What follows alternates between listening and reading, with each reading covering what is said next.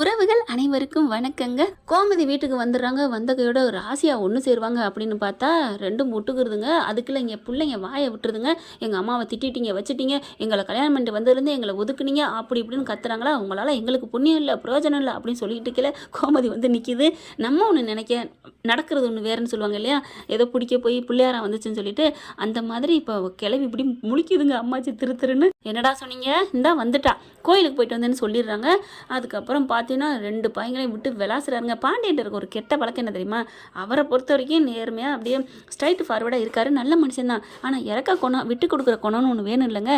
எவ்வளவு தான் அழகாக இருந்தாலும் அங்கே ஒரு கீரல் இருந்தால் அது அசிங்கமாக போயிரும் சொல்லுவாங்க.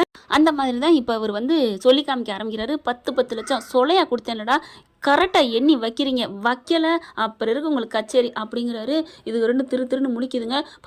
பாத்தியாமா உன் புருஷன் சொல்லிட்டு போகிறத அப்படின்னு செந்தில் சொல்ல கதிர் பார்க்குறாங்க. கண்டிப்பாக நான் தந்துடுவேன் உங்கள் காசை அப்படின்ட்டு. இவர் எப்படினாலும் தந்துடுவார். ஆனால் செந்தில் அதுக்கப்புறம் தாங்க பண்ண போகிறான், கையாடல் பண்ண போகிறாரு. அங்கே போயிட்டு எல்லாத்தையும் இதையும் பண்ணுறாருங்க. எனக்கு இன்னைக்கு பணத்தை நான் வாங்கியே தீரணும், கொடுத்தே தீரணும், ரொம்ப பேசிவிட்டார். மீனா புருஷனை அடக்குது, விடுங்கன்னு சொல்லிட்டு. ஆனால் ராஜி அப்படிலாம் சொல்லலை. கதிர் பார்க்குறான். அதுக்கு தான் ராஜி பாத்தியா, அவங்க இதில் நான் உழைச்சி தான் நான் முன்னுக்கு வரணும், அவர் இதில் நான் எதுவும் யூஸ் பண்ணக்கூடாது, அவரோட உழைப்பில் நான் வரக்கூடாதுன்னு சொன்னேன், கேட்டியா அப்படிங்கிறாங்க. சரி விடுங்க, இப்போ என்னங்க அவங்க கடனை கொடுத்துட்டா நமக்கு தீர்ந்து போயிருமே அப்படிங்கிறாங்க. இப்போ கதிர் என்ன பண்ணுறாரு, ராப்பாவில் வேலை பார்க்க ஆரம்பிக்கிறாரு. அதுலேருந்து என்னென்ன வருது, ட்ராவல்ஸ் அடகு வச்சாது கொடுக்கணும் அப்படின்னு நினைக்கிறாங்க. அப்போலாம் வேணாங்க, முன்னுக்கு வந்து கொடுக்கலான்னு ராஜி அட்வைஸ் பண்ணுது. இங்கே செந்தில் என்ன பண்ணுறாங்க, ஆஃபீஸில் தவறான முறையில் காசை ரெடி பண்ணுறாரு. ரெடி பண்ணி கொண்டு வந்து கொடுத்துட்றாங்க. ரெண்டு பேருமே 10 லட்சத்தை. ரோசம் இதில் மட்டும் கூடாது, இன்னும் நிறையா சம்பாதிக்கணும், அது எங்களுக்கு தெரியும் அப்படிங்கிறாங்க.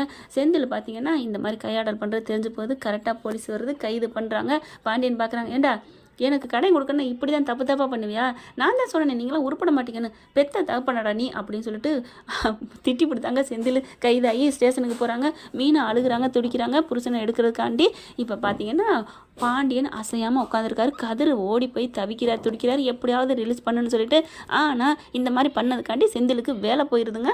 வேலை போன மச்சான் வீட்டுக்கு திரும்பி மச்சான் அப்படிங்கிற மாதிரி திரும்பி வந்துடுறாங்க. மீனா பார்க்குது, இனி என்ன பண்ணுறது, போச்சா அப்படிங்கிறாங்க. ஏன் இப்படி பண்ணீங்க, உங்கள் அப்பா தாண்டி, எங்கள் அப்பா சொன்னால் உங்களுக்கு இங்கே போச்சு புத்தி அப்படின்னு கத்துறாங்க. இப்போ என்ன பண்ணுறது, இந்த நம்ம ஒரு சம்பளத்தை வச்சு பண்ண முடியுமா அப்படிங்கல. இப்போ மாமா வீட்டுக்கு போக முடியுமா, ஐயோ அங்கே போனால் என்னை கழுவி ஊற்றுவார் எங்கள் அப்பேன் அப்படிங்கிறாங்க. அப்புறம் இனிமேல் எந்த வேலையும் பார்க்க முடியாது அப்படிங்கல செந்தில் நினைக்கிறாங்க. இப்போ மளிகை கடைக்கும் போக முடியாது, இந்த வேலையும் போச்சு, என்ன மீனா பண்ணுறது, கொஞ்சமாவது ஒன்றும் பெற்றவங்க பேச்சை கேட்கணும் இல்லையா, பொண்டாட்டி பேச்சை கேட்கணும். ஏன் இப்படி பண்ணி, நான் உங்கள் அப்பா அம்மா பேச்சை தானே கேட்டேன் அப்படிங்கிறாங்க. அவங்களுக்கு இருக்க கச்சேரின்னு போயிட்டு வீட்டில் காய்ச்சி மூச்சுன்னு போய் கத்துறாங்க. மீனா நான் நல்லதானே பண்ணனேன், எவன் ஊர் உலகத்தில் பண்ணாமல் இருக்கேன், இவருக்கு தெரியாமல் பண்ண தெரியல, அட பாவீங்களா நீங்களாம் ஒரு பெத்த பிள்ளைக்கு பண்ண கேடை பண்ணியிருக்கீங்க அப்போ தலா அப்படின்னு சொல்லி திட்டிட்டு வராங்க. மீனா என்ன ஃப்ரெண்ட், இப்படியும் போக வாய்ப்பு இருக்குது, பார்க்கலாம். தேங்க்யூ. இந்த வீடியோ உங்களுக்கு பிடிச்சிருந்தா தயவு செய்து லைக் பண்ணுங்க. இன்னும் அப்டேட்ஸ்க்காக சேனலை சப்ஸ்கிரைப் பண்ண மறக்காதீங்க.